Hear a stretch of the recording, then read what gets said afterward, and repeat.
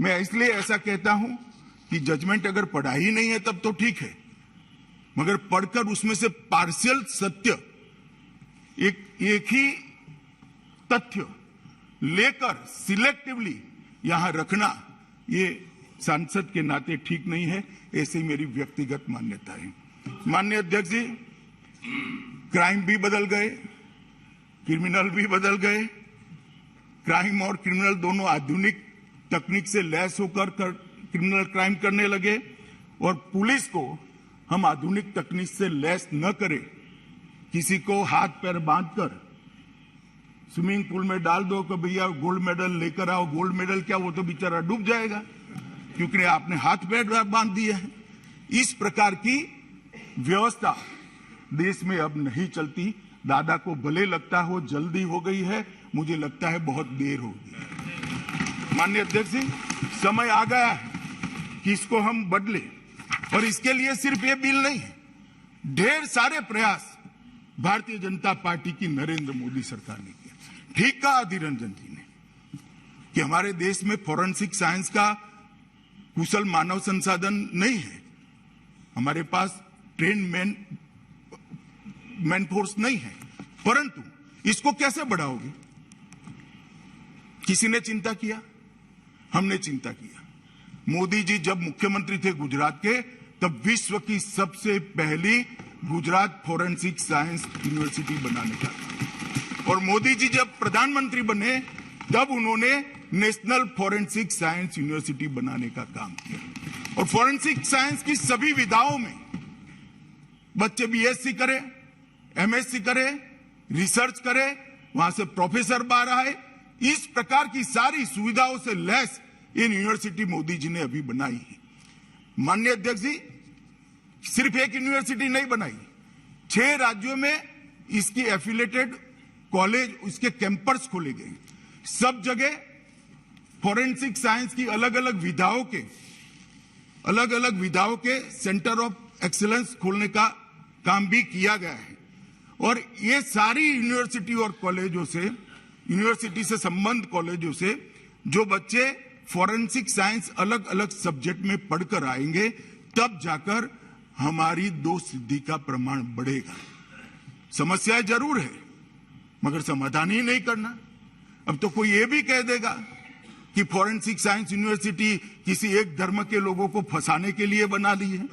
अरे भाई, हर चीज को, ये कानून को भी कहा।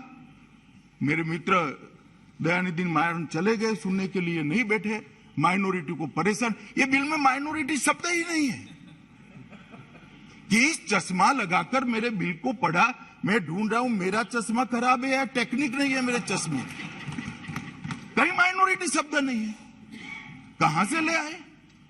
माननीय अध्यक्ष जी, ये जो चश्मा है ना, ये कहीं ना कहीं आपने भी कोई सूचना देकर बदलने की व्यवस्था करनी पड़ेगी, अदरवाइज बड़ा प्रॉब्लम होगा। माननीय अध्यक्ष जी, हमने रक्षा शक्ति यूनिवर्सिटी भी बनाई। रक्षा शक्ति यूनिवर्सिटी, जो बचपन से कोई बच्चा इंजीनियर बनना चाहता है, कोई डॉक्टर बनना चाहता है, कुछ बच्चे ऐसे भी होते हैं जो देश की आंतरिक सुरक्षा और बाह्य सुरक्षा के क्षेत्र में काम करना चाहते हैं। तो आंतरिक सुरक्षा और बाह्य सुरक्षा के साथ जुड़ी हुई सारी विधाओं का उनको पढ़ाई लिखाई करने के लिए एक सुविधा हमने करा है। और इसके लिए हमने राष्ट्रीय रक्षा यूनिवर्सिटी भी बनाई है।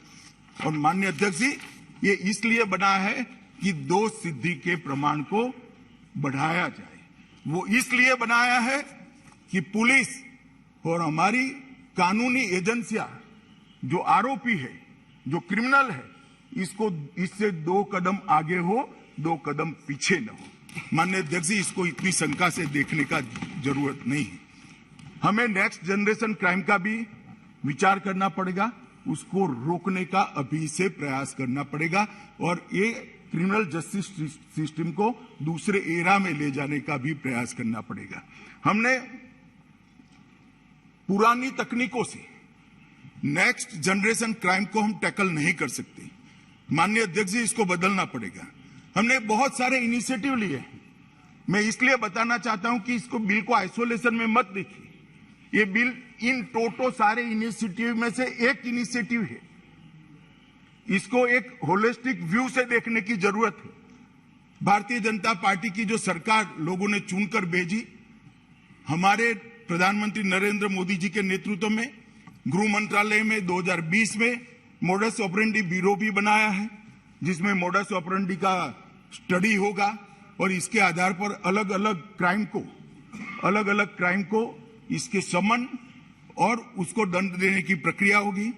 आईपीसी सीआरपीसी के सुधार के लिए भी एक बहुत बड़ी एक्सरसाइज हमने की है। मैंने सभी सांसदों को पत्र लिखा है, सभी मुख्यमंत्री को पत्र लिखा है, गृह सचिव जी ने सभी न्यायालयों को पत्र लिखा है, सभी राज्यों के गृह सचिवों को पत्र लिखा है, ढेर सारी लॉ यूनिवर्सिटी को गृह सचिव जी ने पत्र लिखा है। सबके पास से अभिप्राय आ रहे हैं और मैं आपको बताता हूं, जब सीआरपीसी, आईपीसी और एविडेंस एक्ट में हम सुधार लेकर आएंगे, जरूर उसको स्टैंडिंग कमेटी या तो गृह मंत्रालय की कंसल्टेटिव कमेटी में भेजेंगे, हमें कोई आपत्ति नहीं। मगर वहां पर भी आप फिर मेजोरिटी वाली बात लेकर आए। चर्चा से कोई भागना नहीं चाहता, मगर चर्चा तर्क के आधार पर होनी चाहिए, चर्चा वास्तविकता के आधार पर होनी चाहिए और चर्चा तथ्य के आधार पर होनी चाहिए। चर्चा वोट बैंक को एड्रेस करने के लिए नहीं होनी चाहिए, समस्या के समाधान के लिए होनी चाहिए, समस्याएं देश में कम हो इसके लिए होनी चाहिए और समस्या के रास्ते ढूंढने के लिए। माननीय अध्यक्ष जी, हम इसके साथ साथ डायरेक्टर ऑफ प्रोसिक्यूशन का भी प्रस्ताव राज्यों को दिया है। हमने ई गवर्नेंस इनिशिएटिव भी ढेर सारे लिए। अब मैं बताना चाहता हूं माननीय अध्यक्ष जी, हम एक सीसीटीएनएस कर व्यवस्था लेकर आए। क्रिमिनल जस्टिस डिलीवरी सिस्टम के लिए मुख्य आईटी पिलर है वो, और मुझे कहते हुए आनंद है माननीय अध्यक्ष जी, जनवरी 2022 तक 16,390 100% पुलिस स्टेशन में सीसीटीएनएस लागू कर दिया गया है और 99% पुलिस स्टेशन में आज एफआईआर का रजिस्ट्रेशन सीसीटीएनएस के आधार पर होता है। इससे डेटा उपलब्ध होता है और वो डेटा के आधार पर पूरे देश के क्राइम का एनालिसिस होता है, क्राइम को रोकने की रणनीति बनती है और उसको एडवाइजरी गृह मंत्रालय के द्वारा राज्यों पर जाती है। अब मैं इसलिए कह रहा हूं, फिर कोई खड़ा हो जाएगा कि राज्यों का ही सब्जेक्ट है, मगर केंद्र मदद तो कर सकता है, नहीं कर सकता है, मदद लेनी चाहिए नहीं लेनी चाहिए। माननीय अध्यक्ष जी, इसके साथ साथ देश के 751 हमने सीसीटीएनएस के साथ ई प्रिजन भी एक मॉडल बनाकर राज्यों को भेजा है, ई फॉरेंसिक का भी भेजा है, ई प्रोसिक्यूशन का भेजा है, ई कोर्ट का भी भेजा है और ये सारे इनिशिएटिव के माध्यम से हम क्रिमिनल जस्टिस सिस्टम को ताकत देना चाहते हैं टेक्नोलॉजी की, और इसका हिस्सा एक बिल है, इसको अन्यथा देखने की जरूरत नहीं है।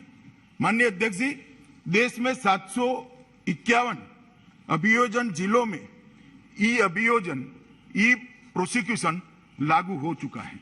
ई प्रिजन को 1259 अलग अलग जेलों में लागू कर दिया गया है। ई फॉरेंसिक एप्लीकेशन को 117 फॉरेंसिक यूनिवर्सिटी ने लागू कर दिया है। मैं इसलिए बताता रहा हूं, ये विषयांतर नहीं है कि ये टोटल जो प्रयास है क्रिमिनल जस्टिस सिस्टम को जकड़ने का, दोष सिद्धि के प्रमाण को बढ़ाने का, इसका एक हिस्सा ये बिल है।